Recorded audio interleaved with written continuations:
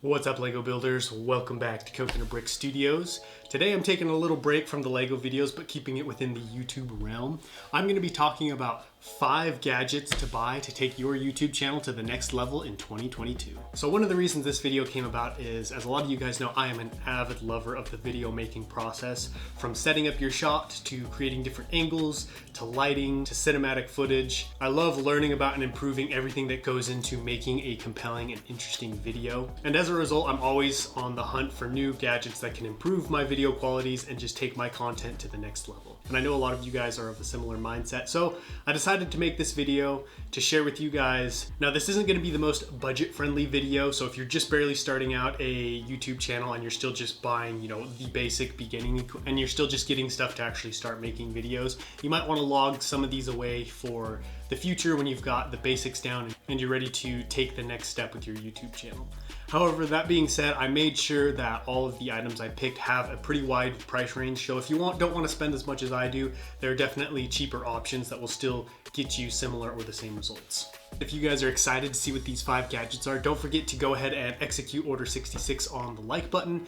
And if you're down there and you haven't already, please consider hitting that subscribe button as well and tapping the bell so you'll be notified of all my future mock updates and tutorial videos. All right, gadget number 1, probably one of my favorite purchases of 2021 is the Motorized camera track slider. I bought this quite a few months ago and I have already gotten so much use out of it, and it's definitely worth the price tag. So for those of you guys who aren't familiar, a motorized camera slider is basically a large track with a belt on it, and that belt is connected to a square that holds your camera. This allows you to get smooth rolling shots and different angles without actually having to hold the camera yourself, and without getting that shaky look that you often get when you're holding the camera. You have a little control pad with which you control the camera slider. You can change the direction it's going as well as how fast it moves. That was one of the biggest reasons for me purchasing this going in, is I was tired of how shaky my footage always was. It didn't look very smooth, and I wanted to be able to capture all different kinds of cool angles and looks with my B-roll and my cinematic footage. And as soon as I bought this, I started getting compliments. People said my time lapses looked so much better, as well as my B-roll. These are a little bit more on the expensive side. Like I said, I think mine was like $260. However, you can get cheaper ones, smaller ones, and you can even get camera sliders that are not motorized, that you move manually. But because it's still on that track and belt, you're still gonna get that smooth look. You just have to stand there and do it yourself. All right, gadget number 2 is going to be light boxes. For most of my YouTube career, I have just used simple lamps to light up my video, and this often gave my videos a very harsh, overexposed look, sometimes even looking kind of fuzzy and blurry. So even though I was shooting in 1080 HP, it often looked like it was lower than that. This was a source of constant frustration for me, and when I bought the light boxes, I had an immediate transformation. I even had people commenting on my videos saying they loved the new level of quality of the video. Even though I was still shooting in what I had been previously shooting, the videos were so much clearer and they were not as overexposed. The reason light boxes brought this much improvement to my YouTube videos is because it has that thin cloth over the lights, which diffuses the light and makes it much less harsh. So you don't have as much light coming down on you, and you also have less of a shadow when you're shining down on something because that light's not as strong. You can also control the brightness. Each one of my light boxes, I have 2, have 5 bulbs with 3 switches on the back, so you can control how many bulbs are on. So I have a setting for 1 bulb, 2 bulbs, and then 5 bulbs. This is great because you don't always want to blast as much light as you can onto whatever you're shooting. Like for example, right now, I have each one of my light boxes on the lowest setting with only 1 bulb on each, and it looks great. You can also switch out the bulbs for different color temperatures if you want a slightly different temperature or if you want a completely different one. These are on the little bit of the cheaper end. I think mine were about $90, so about $45 each. I would like to get a third one at some point, but for now I make do with my RGB lights and my other smaller lights. Speaking of RGB lights, that segues me into my 3rd gadget, and that is going to be RGB lights. RGB lights, for those of you who aren't familiar, are just the red, blue, green lights. Basically, the lights, what I have behind me, you can create just about any color with them.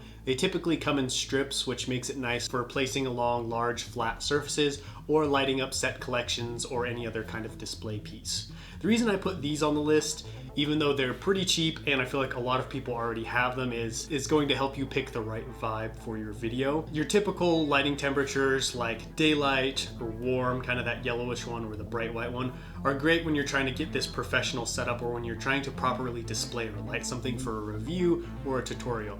But if you're doing doing like a talking head like this and you're gonna be in front of the camera for a while, or maybe you've got some kind of podcast, you want some kind of different colored lights in the background just to add some color and personality to your YouTube videos.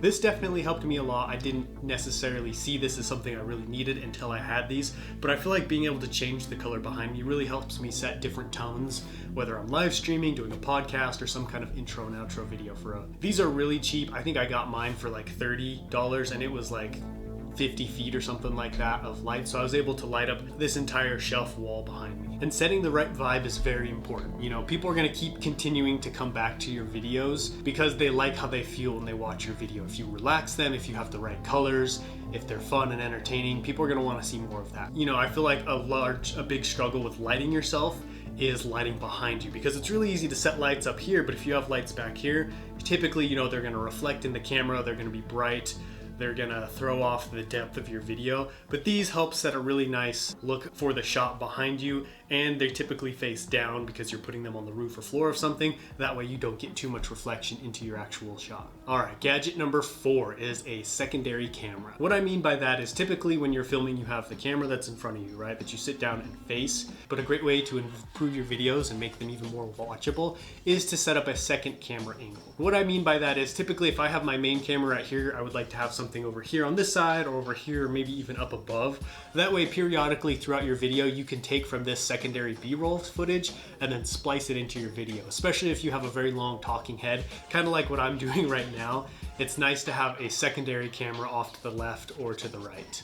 This is definitely something I need to improve in and do more often. It is kind of a pain to set up, but it's definitely worth it. The reason I said there's a big range with this is because you don't often need, you know, a second DSLR camera. In fact, I just use my phone and just set it up on a second tripod, or if you have a GoPro or a webcam connected to your laptop, you've got all different kinds of options. All right, gadget number 5, the final one, is actually one that I still need to purchase, but it's one that I've wanted for a while and one that I can really see the benefit of having, and that is a gimbal. The gimbal is a pretty simple tool while being in itself rather complex. It makes your camera shots a lot more steady, very similar to what the camera slider does. However, gimbal is like a handheld device. So basically, you know, I'd have to hold my gimbal in my hand like this and then stick my phone on that. And then I can move and walk and shake and jump up and down. And the gimbal's job is to make sure your camera stays steady and doesn't jump or wiggle around too much. The reason I put this one on the list is because this one is a lot more mobile than the camera slider. So you can still get that great cinematic B-roll, you know, by just walking around and holding the camera. Or if you're walking around like a large mock where you have some kind of mock project where you're showing a lot of stuff. I have found, you know, sometimes I can get a little shaky and jumpy when I'm showing people different stuff on my camera. So I think if I had a gimbal, you know, being able to show what's going on while connecting to it to a gimbal is going to give you guys a much better viewing experience. And this is a great alternative if you don't have the money for a camera slider, but you still desperately want that smooth professional look. This is a great option. That wraps up my 5 gadgets for 2022. I hope you guys enjoyed this video. Don't forget to let me know which one of these gadgets was your favorite down below, or if you have any gadget that you really like that you think I would also enjoy, don't forget to let me know down there, and I will catch you guys all next time. But until then, happy building.